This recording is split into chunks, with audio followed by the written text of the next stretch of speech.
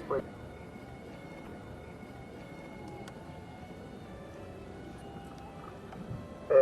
Quisiera que por favor especificases un poco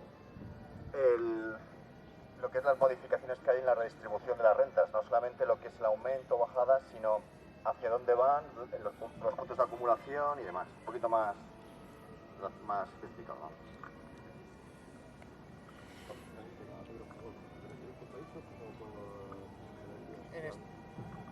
Bueno, por clase social,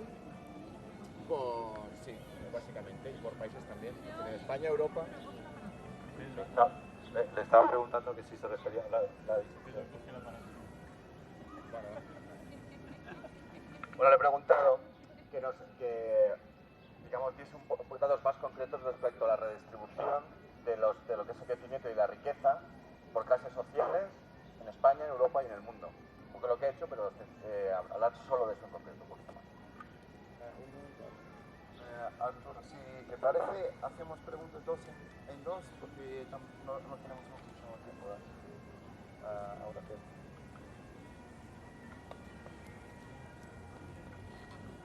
Hola, gracias Arturo. Yo quería saber qué influencia en este análisis que tienes, aunque sea más a corto plazo, puede tener las elecciones en Alemania, la posibilidad de una nueva petición de rescate de Grecia y una cosa que he estado viendo por ahí que no sé si puede influir en las perspectivas a medio o largo plazo, que es el tema del oro y las previsiones que desde el sector del oro se están haciendo.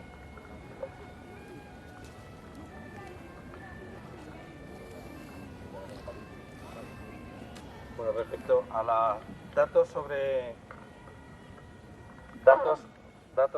la redistribución de la riqueza, no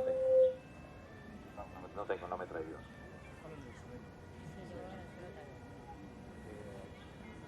¿Se oye así estupenda? No me he traído, sí puedo decir, es muy diferente de unos países a otros. Digo, hablando de geografías. Y en España está habiendo una disminución, más que en España, en Occidente está habiendo una redistribución de la riqueza, no es igual para todas las clases, pero sí es una caída para todas las clases. Es decir, ha habido al menos un año que yo recuerde en el que incluso los más ricos han perdido patrimonio. Y no solamente en España, no solamente en las economías avanzadas, sino incluso en economías muy relacionadas con las economías avanzadas. Por ejemplo, Carlos Slim, sabéis que es el más rico del mundo, ¿no? Aunque teóricamente su principal fuente de ingresos es, o debería ser México, que esto es más teórico, ¿no? Sus intereses están repartidos por todo el mundo y ya ha tenido una caída de patrimonio. Bill Gates también, Warren Buffett también, incluso las clases más altas en un momento determinado, no estos últimos 2 años, pero sí en el 2009, no recuerdo exactamente, 2009-2010, muchas de las grandes fortunas del mundo han tenido una disminución. Para esto tendría que explicarlo relacionándolo con una especie de lucha que hay entre lo que son los propietarios y lo que son los ejecutivos. El papel de los propietarios, esto ya es un tema de lucha de clases, ¿no? Los propietarios, los accionistas, los dueños de industrias y de empresas cada vez juegan un papel menor en comparación con los ejecutivos de las empresas. Por ejemplo, la familia Rothschild prácticamente no hace nada, o sea, disfruta de la vida, tiene muchísimo dinero. Sin embargo, los ejecutivos de las empresas controladas por la familia Rothschild tienen cada vez más protagonismo. Otro ejemplo, sabemos muy poco de los propietarios, por ejemplo, del Citigroup. La mayoría no sabe quiénes son los propietarios de Citigroup. No se sabe quiénes son los propietarios de Telefónica. No se sabe quiénes son los propietarios de las empresas. Se sabe quiénes son los ejecutivos de esas compañías Y realmente todos los escándalos de salarios son los ejecutivos, no los propietarios. Y los propietarios muchas veces están perdiendo dinero. No reparten dividendos en las sociedades y los títulos, las acciones cada vez valen menos. Y habría que distinguir entre ejecutivos y propietarios, ¿no? Ya digo que a mi juicio, pero bueno, que esto es otro tema. A nivel país, yo creo que lo que es representativo de la riqueza es representativo las cifras que decía antes respecto al crecimiento del Producto Interior Bruto, porque son sostenidos. Es decir, el África subsahariana crece más deprisa que Europa y que Estados Unidos de forma sostenida desde hace muchos años. Exactamente igual Latinoamérica, exactamente igual Asia o los países, los países árabes, norte de África y Oriente Medio. Se va acumulando riqueza, se va distribuyendo más y más y más a nivel internacional. Se va equilibrando entre países o entre regiones. La distancia de ricos a pobres cada vez es menor. No está agrandándose, está acortándose. Si recordáis, un dato que daba era el crecimiento de las economías, no voy a hablar un poquito de memoria, no lo toméis totalmente en serio. El crecimiento para 2014 de las economías emergentes y en desarrollo es del orden del 4,5%, mientras que las economías avanzadas es el 1,3%. Es decir, el año que viene volverá a cerrarse la distancia un poco entre economías en desarrollo y emergentes y economías avanzadas. Y esa es la tendencia. Y seguirá siendo esa la tendencia a lo largo de muchísimos años. No sé si, bueno, con la primera no he podido responder con datos porque no tengo aquí datos. No sé si a la segunda más o menos he respondido. No, a ti. Bueno, respecto a las elecciones en Alemania. Probablemente va a ganar Merkel, con lo cual no va a haber ningún cambio, vamos, en mi opinión. Bueno, mejor dicho, en opinión de los comentaristas políticos va a ganar Merkel. Probablemente no va a haber ningún cambio en Alemania. Y yo no sé si realmente hay imaginación en Europa como para hacer un cambio de modelo económico. Yo creo que Europa tiene que pegarse la bofetada. O sea, no lo digo como deseo, o sea, lo digo, es que no veo reacción, o sea, no veo alternativa, ¿no? Es decir, Europa tendría que estar creando un modelo, pues vamos un poco hablando, un modelo basado en servicios de asistencia, servicios sanitarios, turismo sanitario. Estados Unidos tiene turismo sanitario, ojo, eso que se decía aquí, es horrible, no es horrible, o sea, estás ganando mercado. El turismo sanitario para quien ofrece la sanidad, aunque sea gratuitamente y aunque sea a gente que no son tus ciudadanos, es positivo.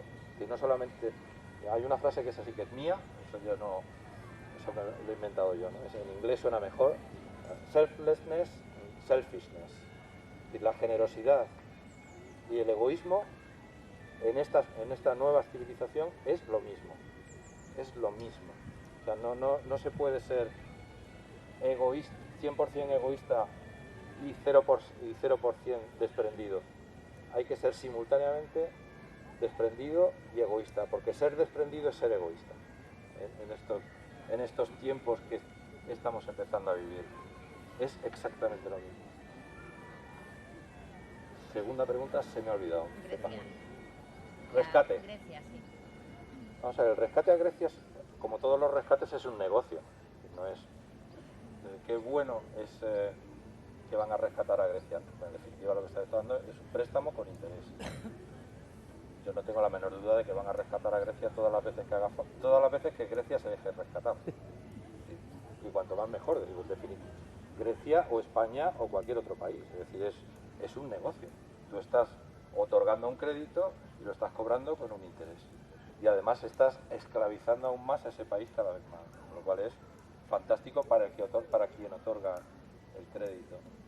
Entonces, en ese sentido, si esa es la pregunta de si va a haber rescate a Grecia, ¿esa era la pregunta? Sí, más o menos. Sí. O cómo podía influir que volviese a haber un rescate a Grecia, que se renovase el rescate a Grecia a la situación del resto de los países del sur de Europa. Bueno, claro, la situación, es decir, ¿por qué se está tratando de rescatar, mejor dicho, qué es toda esta operación en qué consiste? Pues consiste fundamentalmente en que estamos protegiendo la zona euro, evitando que salga nadie de la zona euro. ¿Por qué? Porque si lo que queremos es exportar bienes, el precio de esos bienes no debe ser excesivo. Si el euro estuviese formado solamente por Alemania, Dinamarca, Holanda, sería un euro carísimo, cada vez se revalorizaría más y más y más. Es decir, la zona euro necesita países como Grecia, como España, como Portugal, como Irlanda, para que el precio del euro sea más o menos pues 1,33 dólares, como ahora, y que no llegue a 1,5 como ocurrió en el año 2009. ¿No? Se necesitan esos países que son los que hacen que el euro baje. Los necesitan precisamente los exportadores. Es otro de los problemas que cuando hablamos, si todos somos como Alemania, pues tenemos un problemón.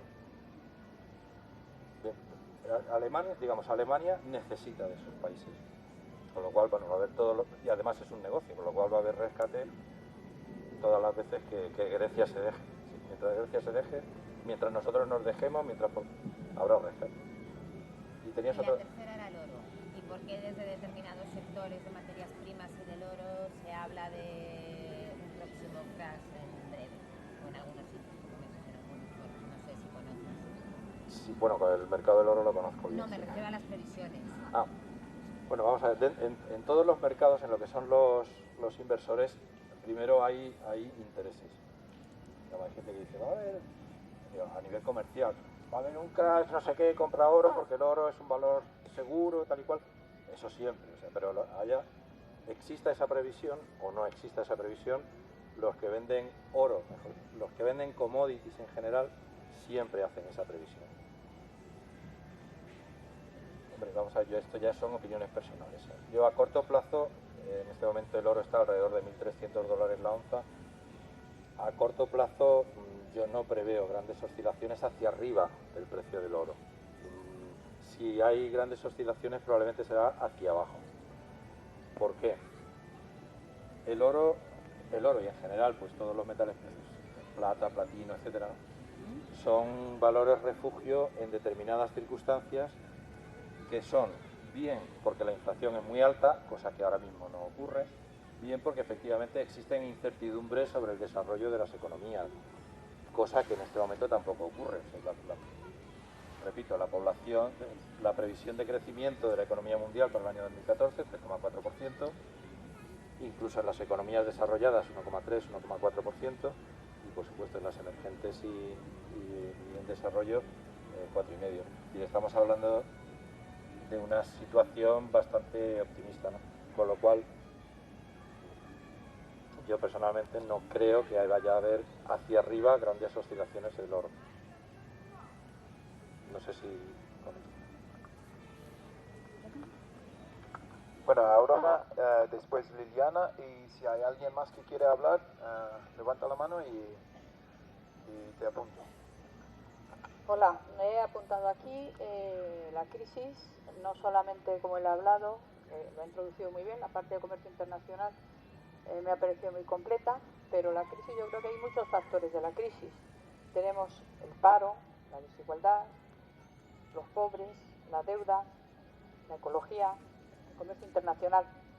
Entonces, sobre la desigualdad sí que quiero decir, efectivamente no te has traído datos, yo voy a hablar pues de lo que he leído, tampoco tengo datos exactos, pero de la desigualdad sí que tenemos datos, que es una cosa que se llama el índice Gini. El índice Gini mide la concentración de la riqueza o de la propiedad, y entonces en una serie histórica que hay de índice Gini, el índice Gini está yendo hacia abajo. El índice Gini, el máximo mide la desigualdad, si es 1, máxima desigualdad. Si es 0, sería mínima desigualdad. Y desgraciadamente, a nivel mundial no está bajando el índice Gini. No sé los últimos años, porque no lo tengo el último año, pero el índice Gini está bajando. Hay grave desigualdad. ¿Cómo es que ocurre que no hay desigualdad? Los propietarios, efectivamente, a lo mejor de algunas empresas no son tan ricos, pero ¿quién se han hecho millonarios? ¿Quién se han hecho súper riquísimos? Pues los especuladores, los que funcionan especulando en el mercado financiero. los grandes sueldos. Efectivamente, últimamente he leído dos informes. Uno es el de, bueno, que lo oí hablar, luego me informé un poquito. Oí hablar a un señor que se llama Roberto Sabio, que lo oí precisamente ayer o antes de ayer, no sé si alguno lo oyó, que ha venido por aquí. Y entonces, efectivamente, nos vamos a una sociedad victoriana, él dice, de finales del siglo XIX. Porque se está ocurriendo esto, está ocurriendo pues esa terrible desigualdad, con ese paro, con ese crecimiento de la pobreza, con esos sueldos y ese tamaño infinito, con esa pérdida de derechos. Bueno, eso respecto de la desigualdad, se me ocurre a mí. Luego hay otro informe, no es muy revolucionario, pero es muy pedagógico, que lo ha hecho Intermón Oxfam, donde dice, por ejemplo, en España, aunque sigamos creciendo, hablando de que si vamos a salir de la crisis, aunque sigamos creciendo, hasta el año 25 no llegaremos a tener el mismo número de pobres que teníamos al principio de la crisis. Actualmente el número de pobres, pues ahora también me fallan los datos, pues antes siempre Cáritas hablaba del informe POESA, se dice, hablaba de 8 millones, ahora no sé si tenemos 12 o 14 millones, pero pobres extremos, esos son pobres relativos, pobres extremos, no sé si tenemos ya cerca de 2 millones. Entonces, luego tenemos también el tema, claro, de la ecología. ¿Qué hacemos con nuestras basuras? Que la tierra es escasa, el pescado, por ejemplo en Chile, pues yo he estado habiendo un hijo en Chile, ya no vendían en el mercado pescado, vendían conchas y cosas así, se ha esquilmado el pescado. En el comercio internacional, pues nosotros, yo que he estado en ATAC hace unos años trabajando en este seminario, pues en el comercio internacional decíamos que cuanto más abriera el comercio internacional, menos derechos íbamos a tener. Y antes hablábamos, es que ahora ya hemos perdido los derechos, porque este comercio internacional efectivamente nos va a quitar los derechos, nos va a hacer pues al estilo de lo que ocurre en China o de lo que era la época victoriana, perderemos todos nuestros derechos, nada más. Hoy se me ocurre algo, bueno, el tema de la deuda, pues igual, el tema de la deuda, el tema que tenemos de cómo pagar esa deuda, nos obliga incluso a las empresas a desinvertir, al Estado al contrario, a bajar pues gasto público y no nos va a ayudar a crecer. Y perder efectivamente, luego estamos en lo que nos ha pasado en la época de crecimiento del PIB. Hemos crecido el PIB en tiempo de Aznar, creció mucho el PIB, pero vinieron más habitantes, vinieron 6 millones de emigrantes y repartimos, no sale crecimiento per cápita, no vale el PIB, vale el PIB per cápita. Y luego la desigualdad, no sé, me ocurre todo esto sobre la marcha. Muchas gracias, Rob. Quería matizar una cosa cuando hablamos del coeficiente Gini, que viene por supuesto muy a cuento, o sea, no es con lo que ha dicho ella, sino añadir un tema. ¿Por qué en los países en desarrollo y países emergentes su riqueza es más desigual que las economías avanzadas? Y esto tiene que ver precisamente con el ritmo de crecimiento de la economía. Es decir, el coeficiente Gini lo que hace es, bueno, no sé si lo ha explicado más o menos, es respecto a una bisectriz de 45 grados, desde el 0 al 100% de la riqueza.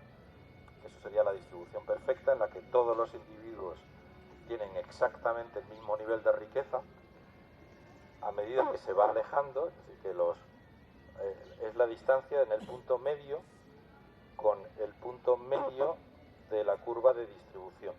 No sé si me estoy explicando. O sea, ponemos los más ricos al principio del eje, se va acumulando la riqueza, es decir, el más rico, luego la suma del más rico más el segundo, luego el primero más el segundo más el tercero, etcétera, hasta que llega a ser el 100% al final del eje. En medio trazamos la bisectriz, la perpendicular a la bisectriz en el centro, esa distancia es el coeficiente Gini. En los países en desarrollo y en los países emergentes, esa distancia es mayor que en los países, que las economías avanzadas. Y eso tiene que ver con el ritmo de crecimiento. El ejemplo más, entonces cuando lo veamos, ¿cómo es posible que en este país africano, asiático o latinoamericano el coeficiente Gini sea mucho mayor que que en nuestros países. Bueno, en mi opinión, el ejemplo más claro es los coches cuando se abre el semáforo. Y si los coches corren mucho, la distancia entre un coche y el siguiente es mayor que si los coches solamente corren a 10 por hora. Y si van a 50 por hora, de forma natural, la distancia entre un coche y otro es mayor que si solamente van a 10 por hora. Por esa razón, por el crecimiento tan rápido de determinadas economías, las economías emergentes y las economías en desarrollo, el coeficiente Gini es mayor en esos países que en las economías avanzadas. Solamente quería matizar.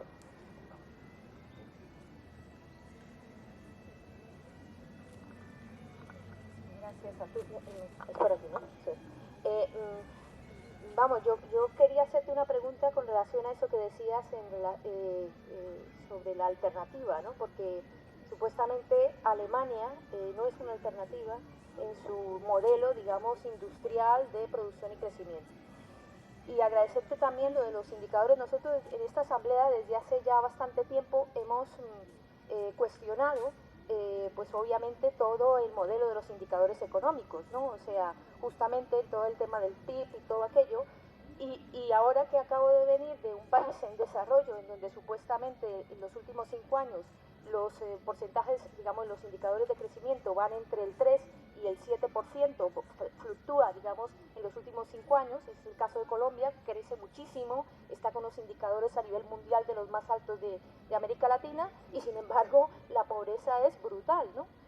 Y la diferencia entre ricos y pobres, como efectivamente lo acabas de decir, es cada vez mayor. O sea, antes un profesional, digamos, ganaba 10 veces más que un obrero, ahora gana 15 y probablemente 20 veces más que un obrero. Y el acceso, por ejemplo, el acceso a la sanidad pública es cada vez menor en este país, y bueno, y la gente se muere precisamente por denegación de la sanidad, del derecho a la salud. O sea, está absolutamente privatizado la mayoría de los servicios públicos, transporte, sanidad, educación y tal. Cada vez hay menos acceso por parte de las personas con menores ingresos. Entonces, efectivamente, esos mayores indicadores supuestamente de crecimiento de la economía y tal no han supuesto de ninguna manera mejor bienestar para la población, sino todo lo contrario. Lo que han significado es mayor diferencia entre ricos y pobres.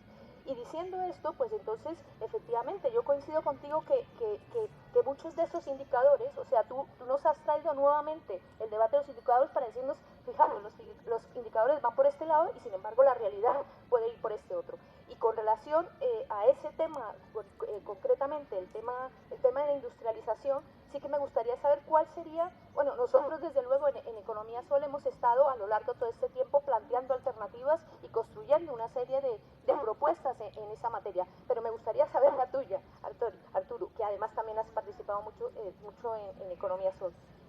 Si no es esta industrialización, si no es este tipo de industrialización, ni este tipo de economía extractiva como la que se vive en América Latina. Ahora mismo se está extrayendo absolutamente todo y los recursos naturales se están esquilmando de una manera brutal. En poquísimo tiempo se está acabando con todo, ¿no? Entonces, bueno, esa desde luego no puede ser un modelo, porque entre otras cosas Europa no es, digamos, rica en ese tipo de recursos, ¿no? Pero efectivamente la alternativa que se está planteando es la industrialización.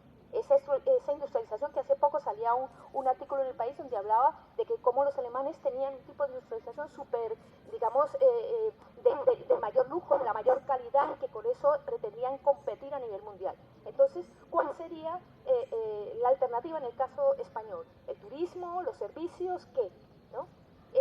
En términos de producción, nosotros tenemos otro, o sea, nosotros no nos planteamos en esos términos de competitividad, por lo menos los debates que hemos tenido no van por ese lado, sino planteamos una cosa, digamos, más acorde con la realidad, ¿no? Y más modesta también, en el sentido de que hay que trabajárselo de otra manera. Pero bueno, me gustaría saber desde esa perspectiva qué es lo que propone.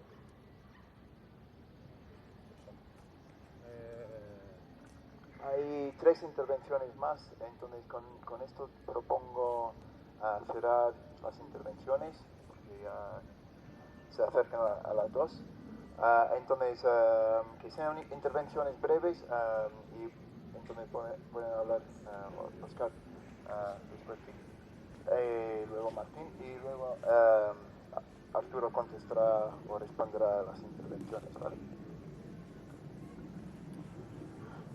Sí, mi intervención iba en el sentido, además en una cosa, digamos, en un análisis o en una filosofía que además le ha saltado la diana. Yo lo que quería que tuviéramos en plan pedagógico y demás es sacar una conclusión que sea porque mi opinión es que la macroeconomía se inventó para engañar a la gente. Entonces, ahondar en macroeconomía es solamente cuando quieres ocultar realidades. Entonces, de tal manera que cuando obviamente la gente en general no hay excesivo conocimiento de economía, entonces se escudan en esos datos para todo va según interesa o no interesa. Entonces, el ejemplo de esto son, aunque sean pasos ínfimos, por ejemplo, cuando en la época de Aznar dicen es que Aznar dejó el paro en no sé cuántos, y eso es muy bueno.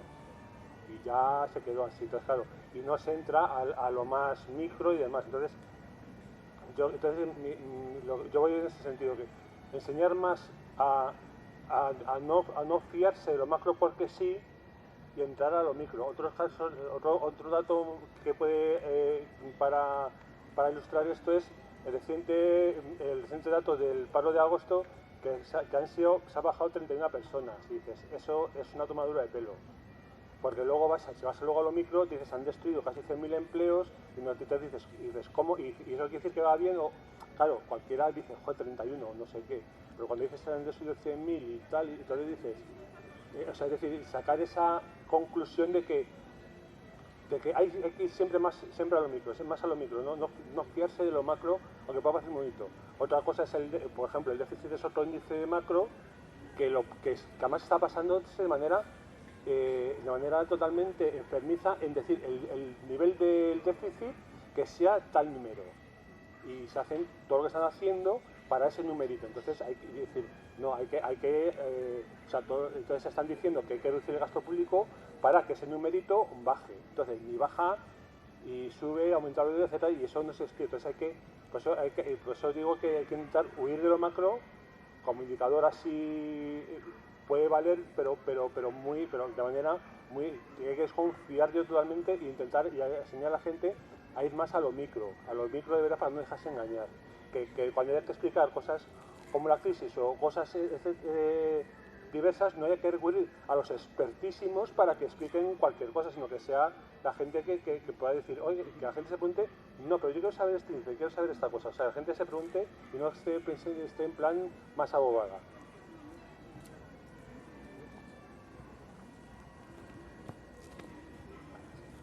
Yo quería hacer una pregunta, y es en relación a esto último que estábamos hablando del índice Gini. Y, por ejemplo, en los países que han sufrido colonización, yo tengo entendido que los índices Gini han sufrido a su vez una repercusión muy fuerte cuando ha habido procesos de descolonización, ¿no? Y una de las explicaciones que se da oficialmente para esa tendencia hacia el noroeste, digamos, ¿no? del Gini en los países que han tenido colonización, es que el reparto de la tierra y el reparto de los recursos tenía una fuente geopolítica anterior muy, muy potente. Es decir, que al haber habido una colonización, ha habido una conquista violenta de los recursos de esos países, y que por eso el Gini actual responde todavía a esa fuente. Y entonces esto que estamos hablando de lo que significa esta crisis en los países con economías que se supone ya desarrolladas, que en cierto modo es un retropelamiento de la economía, es decir, es un nuevo reparto, volver a barajar las cartas para modificar la estructura, para que el futuro crecimiento repercuta de una determinada manera, ¿no? A través de esa modificación del Gini. No sé si en economía heterodoxa alguien está tratando el concepto de la recolonización de los países colonizados, o sea, de los países colonizadores. O sea, hasta qué punto lo que nosotros estamos sufriendo aquí es una especie de parodia o de nuevo episodio de colonización sobre nosotros mismos. Porque claro, en los países donde han tenido esa colonización en el imaginario colectivo es fácil identificarlo, porque históricamente tú tienes esas herramientas para poder identificar quién ha sido tu colonizador y quién es el colonizado, y por lo tanto cuando ha habido liberación, de alguna manera psicológicamente puedes encarnar eso, ¿no? Y ahora realmente, si lo que estamos sufriendo es una colonización interna por parte de unas élites económicas cleptómanas, como si hay alguien que esté tratando eso de manera transversal, ¿no? Porque inmediatamente durante todo el debate volvemos una y otra vez a los índices nacionales, a un concepto como un concepto geoestratégico ya dado. O sea, en realidad estamos hablando con el lenguaje del enemigo, utilizando los índices del enemigo y todo eso.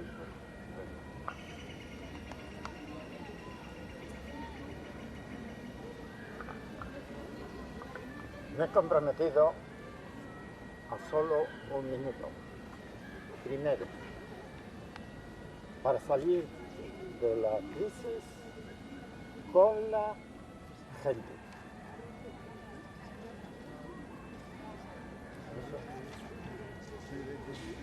Quiero decir, están todos los políticos, los profesores. ¿Dónde queda la gente? Segundo, parados, y me refiero parados todos los que quisieran trabajar. Por ejemplo, a partir de los 13 años, aunque sea una hora semanal, remunerada, que sería el primer elemento de aprendizaje, más que el sistema educativo. Parados a trabajar, sin trabas, los parados, los, ¿cómo se llaman? Tengo dificultad, subsidiados, digamos, que tienen dificultades, sin trabas, si le ofrecen un trabajo adecuado. Pero si no hay, en Granada, si no hay una oferta de trabajo, a trabajar sin trabas durante 1 año, 2 años, 5 años. A trabajar sin trabas. Y últimamente, no, 2 cosas. Con recursos, no esperar a crecimiento, no esperar a financiación. Pero si los que tenemos los depósitos están en mi cuenta, no lo estamos manejando. Y por fin, organizar la participación de los trabajadores en el trabajo. No sé quiénes somos, voluntarios, no sé qué. No basta organizar los 15M o lo que sea. Hay que ir donde se cuecen las aves. Las habas. Es en el trabajo. Nada.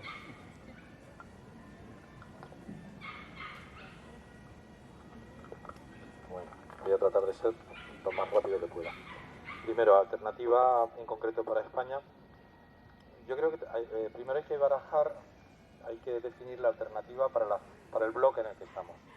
La alternativa para el bloque de la eurozona o de la Unión Europea y qué papel juega España dentro de ese bloque.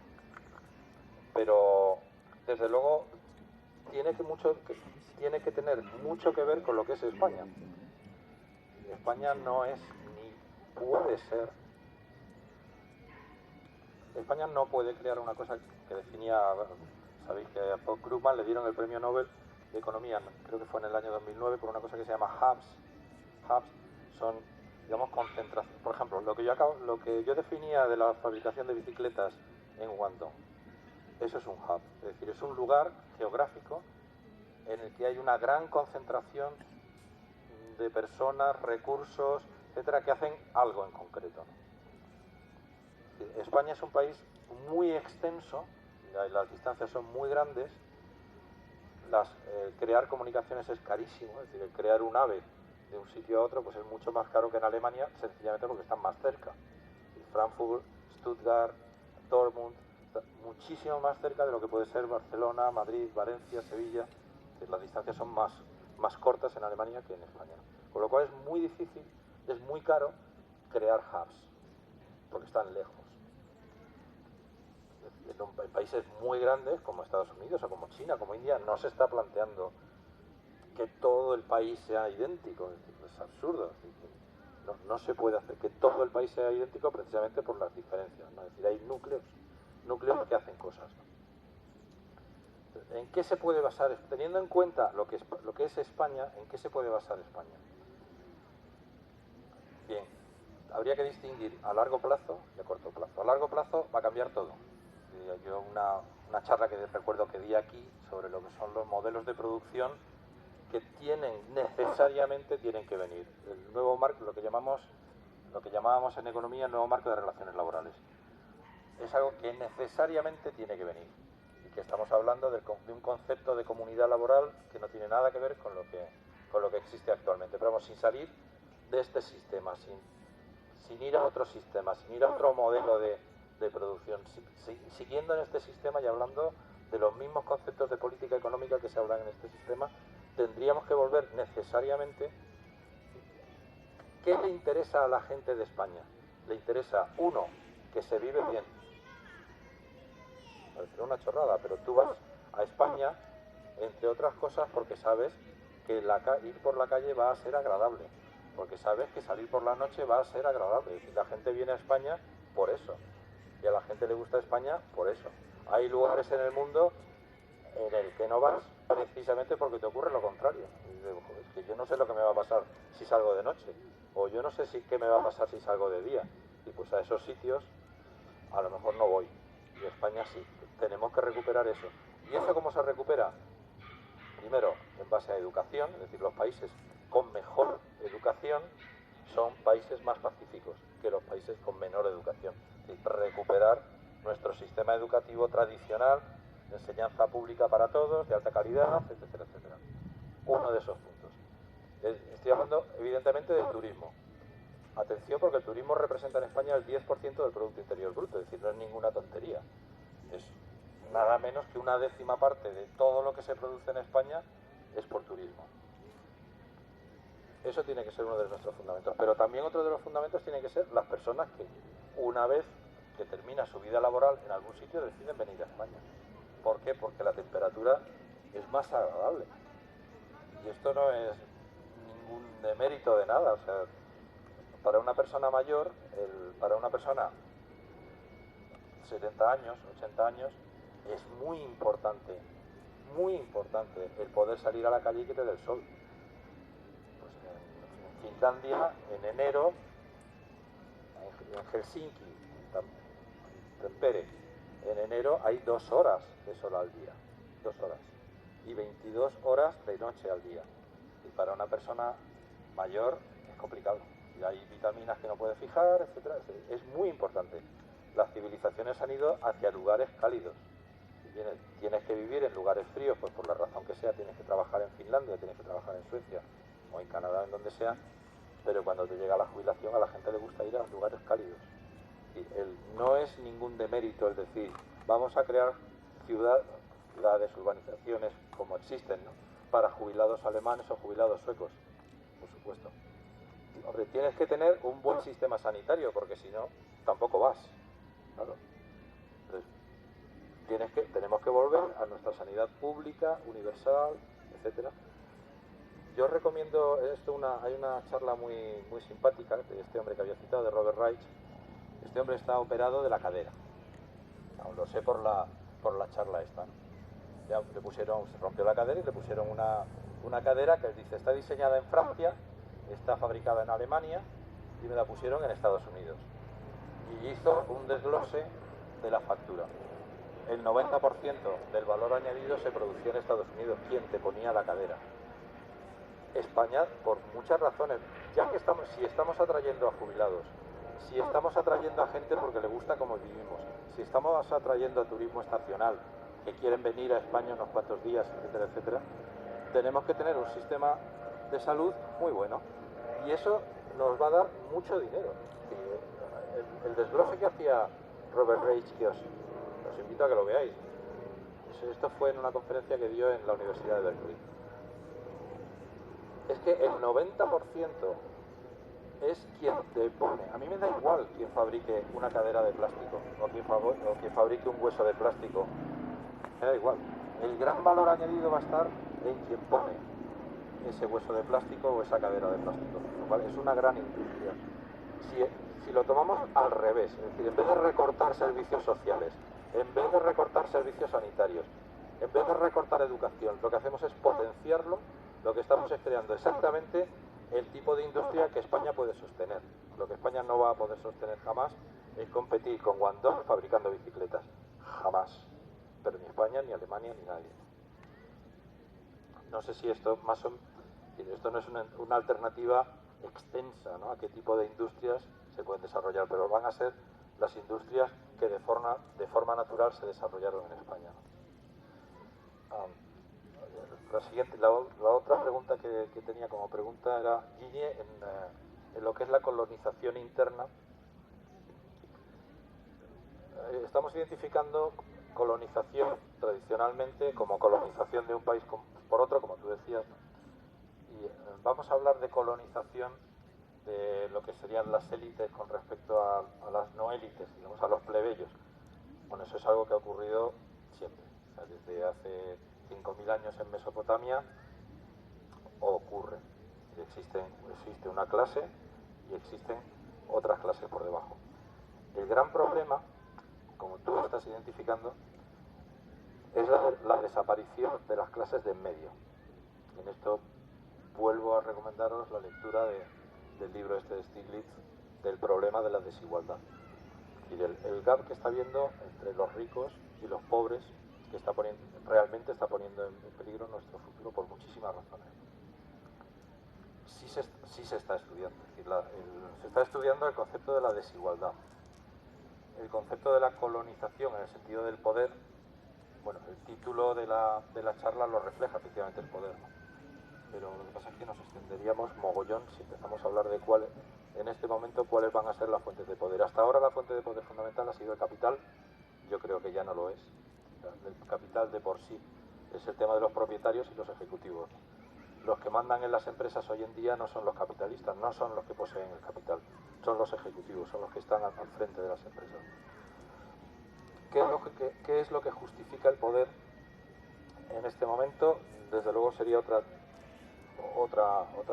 charla, otra sesión completamente distinta, ¿no? Pero pensemos en temas de copyright y la propiedad sobre la propiedad intelectual, la propiedad de las patentes. Y las verdaderas guerras en este momento no están siendo, hay guerras económicas, pero las grandes guerras en este momento son más otro tipo de guerras, la propiedad de otro tipo de cosas, no el dinero. El dinero está dejando de ser la fuente de poder. En la Edad Media no lo era, existía el dinero, pero en la Edad Media la fuente de poder era la religión. Y la gente tenía poder porque Dios había dicho que el señor conde era el que mandaba en ese trozo de tierra. No porque el señor conde tuviese más o menos dinero, daba igual. Aunque no tuviese ningún dinero, quien mandaba ahí era el señor conde. Dentro de 100 años, quien mandará en ese tipo de tierra no será quien tenga más dinero. Tendrá más o menos dinero o tendrá cero dinero. Pero la fuente de poder será diferente, no será el dinero. Lo que pasa es que esto Bueno, muchísimas gracias, Arturo. Entonces, bueno, como siempre, entonces en 2 semanas, el día 29, tenemos la próxima Economía en el Retiro. Todavía está cerrado, no está cerrada la ponencia, pero puede ser hablando de guerra, pero esta vez de la economía de la guerra. O también podría ser la información y desinformación y su relación con la economía. También os recuerdo que los lunes a las 7 en la Plaza de Carmen hay la Asamblea de Economía. Entonces estáis bienvenidos todos. Bueno, muchas gracias. Para el siguiente mes, primero y tercer domingo. Vale. Entonces el siguiente sería el 29 de septiembre. Y Aurora, ¿sabes? El próximo Sería el primer domingo y el tercer domingo así para siempre. el primer domingo y el tercer domingo. Que ahora mismo no sé cuál es, pero el 8 o algo así, supongo. Bueno, gracias.